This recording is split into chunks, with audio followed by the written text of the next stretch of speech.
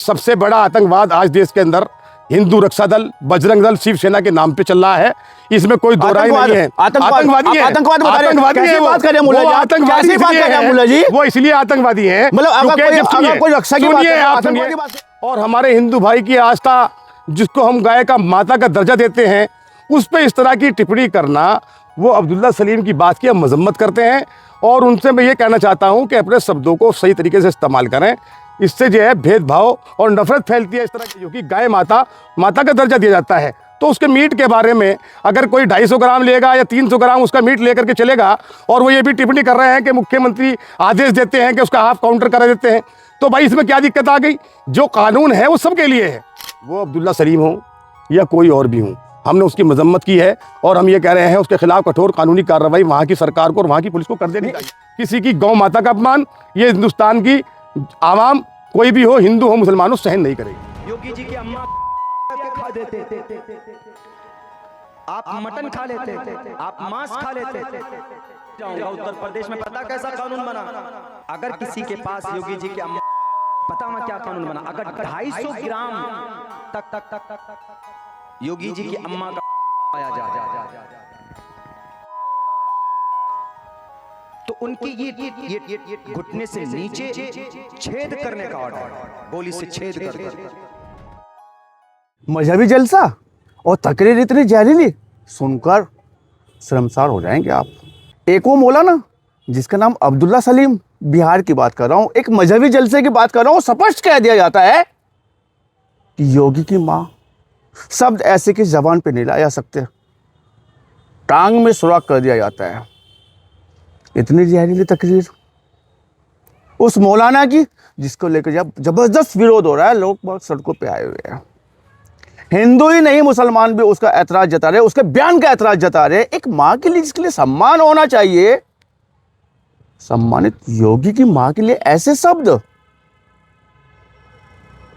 इस प्रकरण पर बात करेंगे, चर्चा करेंगे। हमारे साथ में सामाजिक कार्यकर्ता चांद मियां साहब है, आपका बहुत स्वागत है जी। बहुत बहुत निश्चित ही सोशल मीडिया पे वो तकरीर तो आपने सुनी होगी, देखी होगी, जिसमें मौलाना अब्दुल्ला सलीम बोल रहा है कि योगी के मां का गोश्त एक पाव और पैर में गोली छलनी कर दिया जाता है, गोली मार दी जाती है। कैसे देखते, क्या कहना चाहेंगे? क्या उस मौलाना के जहरीले शब्द सही लगे?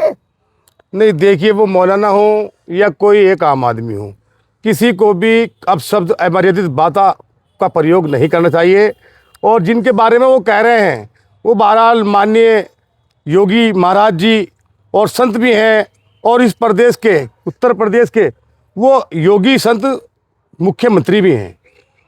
और इस तरह के संवैधानिक पद पर बैठे हुए व्यक्ति के बारे में, और फिर उनकी माँ के बारे में, और हमारे हिंदू भाई की आस्था, जिसको हम गाय का माता का दर्जा देते हैं, उस पर इस तरह की टिप्पणी करना, वो अब्दुल्ला सलीम की बात की हम मजम्मत करते हैं। और उनसे मैं ये कहना चाहता हूँ कि अपने शब्दों को सही तरीके से इस्तेमाल करें। इससे जो है भेदभाव और नफरत फैलती है इस तरह के बयान देने वालों को, तो उससे मुसलमानों के बीच और हमारे सेकुलर लोग जो प्यार मोहब्बत से इस हिंदुस्तान के अंदर जी रहे हैं, उनको लड़ाने की बात करता है इस तरह का शब्द। तो मैं यही कहूँगा कि वो उसके खिलाफ कठोर कानूनी कार्रवाई होनी चाहिए। वो मौलाना हो या कोई संत हो, कोई भी हो, जो इस तरह की अमर्यादित भाषण दे करके लोगों को लड़ाने की, भिड़ाने की बात करता हो।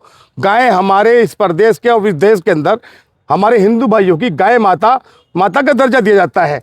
तो उसके मीट के बारे में अगर कोई 250 ग्राम लेगा या 300 ग्राम उसका मीट लेकर के चलेगा, और वो ये भी टिप्पणी कर रहे हैं कि मुख्यमंत्री आदेश देते हैं कि उसका हाफ काउंटर करा देते हैं, तो भाई इसमें क्या दिक्कत आ गई? जो कानून है वो सबके लिए है। आप उसको दूसरे तरीके से कहते, आपको कोई एहतजाज करना था, आप एहतजाज करते, आप उसका मेमोरेंडम देते, आप जिलाधिकारी को देते, मुख्यमंत्री को देते। आपने डायरेक्ट कह दिया एक जलसे के अंदर इस तरह की बात। ये बात, इसकी हम मजम्मत करते हैं। मुख्यमंत्री हमारे बिल्कुल सर्वोपरि हैं और वो देश को लेकर, प्रदेश को लेकर के चल रहे हैं। चांद मियां साहब, सवाल ये उठता है कि ये एक मजहबी जलसा जी, और जिसमें ऐसे जहरीले शब्दों का उपयोग किया जाता है, प्रयोग किया जाता है, और स्पष्ट रूप से कह दिया जाता है कि योगी की मां, जी। हालांकि योगी की मां नहीं है, तमाम हिंदुओं के लिए, सनातनियों के लिए, और आप लोग भी इसको जब मानते हैं, बड़े सम्मान देते हैं, गौ माता हमारी मां है, इस बात और स्पष्ट कह दिया जाता है कि ये उसकी मां का मीट क्या ऐसे जहरीले शब्दों का वास्ता ऐसे तकरीर में, ऐसे मजहबी जलसे में होना चाहिए? क्या ये जायज है? क्यों नहीं बोले वहां पे उपस्थित लोग जो मुसलमान धर्म से वास्ता रखते हैं? देखिए मैं आपको बताऊं, मैंने पहले भी ये कहा, उससे पहले भी कहा, और कई चैनलों पर मैं इस तरह अपनी बात को कह चुका हूं। देखिए गाय हमारे हिंदू भाइयों की आस्था का विषय है और गौ कसी पे कानून भी बना हुआ है, और जो गौ कसी करेगा उसके लिए कानून है, अदालत भी है, और ये गोली मारने का आदेश भी है सरकार का। तो ये तो सब चलता रहेगा। लेकिन वहाँ जो बोल रहे थे वो बैठ करके अब्दुल्ला सलीम जी, उसकी हम मजम्मत करते हैं, और ऐसे मौलाना के खिलाफ कठोर कानूनी कार्रवाई हो जानी चाहिए। वो योगी जी की माँ हो या किसी एक आदमी के, आम आदमी की माँ हो। एक तो उससे कंपेयर किया उन्होंने, फिर उन्होंने गौ माता को कंपेयर किया। तो ये दोनों बातें अलग अलग हैं, और दोनों ही बातें हमारे लिए आदरणीय है, क्योंकि माँ किसी की भी हो हम सबका आदर करते हैं। तो अब्दुल्ला सलीम साहब को इसके लिए माफ़ी मांगनी चाहिए समाज से, और पुलिस को वहाँ की कानूनी कार्रवाई इसके खिलाफ कर देनी चाहिए। क्या नहीं लगता कि जो जहरीले शब्द हैं उसके उस मौलाना के जिसका नाम अब्दुल्ला सलीम है? नहीं, जहरीले शब्द तो हैं, लेकिन उसके साथ साथ अब आप जनरल बात पे भी आ जाइए, क्योंकि आप जर्नलिस्ट भी हैं। आप गांव गांव, गली गली, कुचे कुचे आप साफ सफाई दिखाते हैं, हक बात दिखाते हैं। अब ऐसा है कि चल तो यहाँ हिंदुस्तान में और इस प्रदेश में बहुत कुछ रहा है।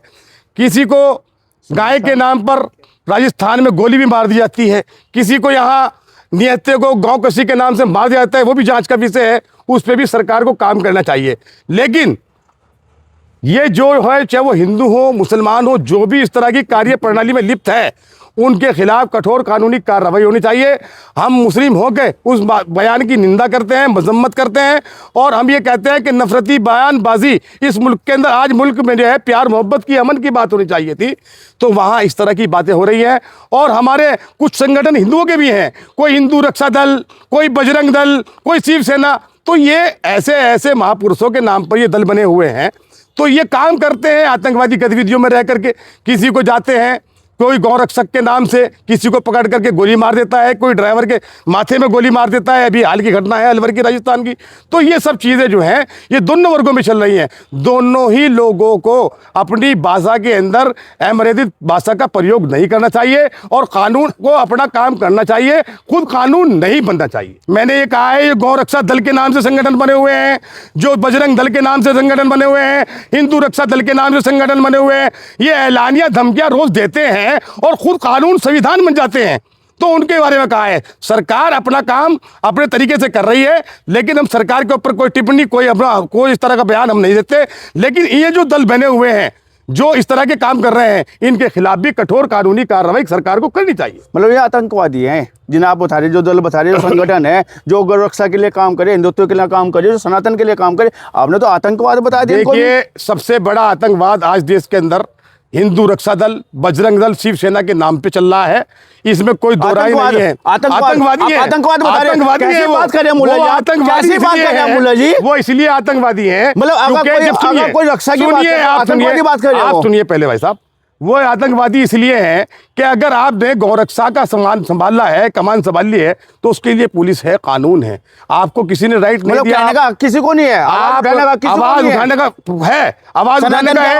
आप ये देखिए, आप ये देखिए, किसी को नहीं बोलने, देखिए आप अपनी बात के अंदर नहीं आने दे रहे। आप मेरी बात पूरी सुनिए। गौ रक्षा के जो सेवक हैं, जो असली हैं, वो सही तरीके से काम करते हैं। जो इसके अंदर भवंडर फैलाने वाले हैं, लेने के लिए वाली बात आपने जो भवंडर वाले हैं, बात बता दी, जो भवंडर फैलाने वाले हैं। अभी देखिए अलवर के अंदर एक 26 साल के लड़के को, जो ड्राइवर था, गौ कसी के नाम से उसके गोली मार दी। क्यों? क्या कानून नहीं था वहाँ, पुलिस नहीं थी, अदालत नहीं थी। तो इसके ऊपर सवाल निशान है। मतलब उन लोगों पे सवाल निशान है यहाँ पे गलत काम हो रहा है।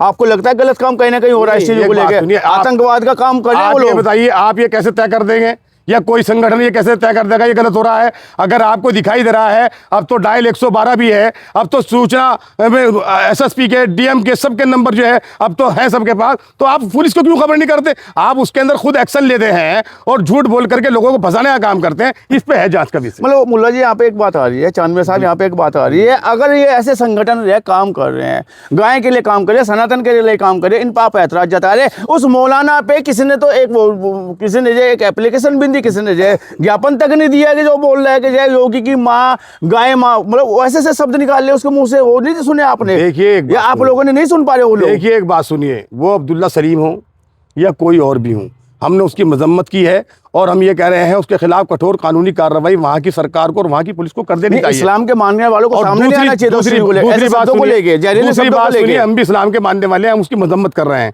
आप हमारे पास आए हैं, हम उसका कोई पक्ष नहीं कर रहे हैं। जो गलत बात होगी, अमर्यादित बात होगी, उसके खिलाफ बोल लेंगे। और यह बात योगी जी की माता की आई और हमारे हिंदू भाइयों की गौ माता की आई, उसमें हम अपने सनातन भाइयों के साथ हैं, क्योंकि उनकी आस्था के ऊपर जो खिलवाड़ करेगा उसके खिलाफ कानूनी कार्रवाई की जाएगी। लेकिन मैं ये कह रहा हूं कि किसी को भी अधिकार नहीं है, वो चाहे सनातन से हो, चाहे वो इस्लाम धर्म से, मुस्लिम धर्म से हो, किसी को डायरेक्ट सजा देने का किसी को अधिकार नहीं है। और उसके लिए कानून है, संविधान है, पुलिस है, सरकार है और हमारे प्रदेश के मुख्यमंत्री हैं।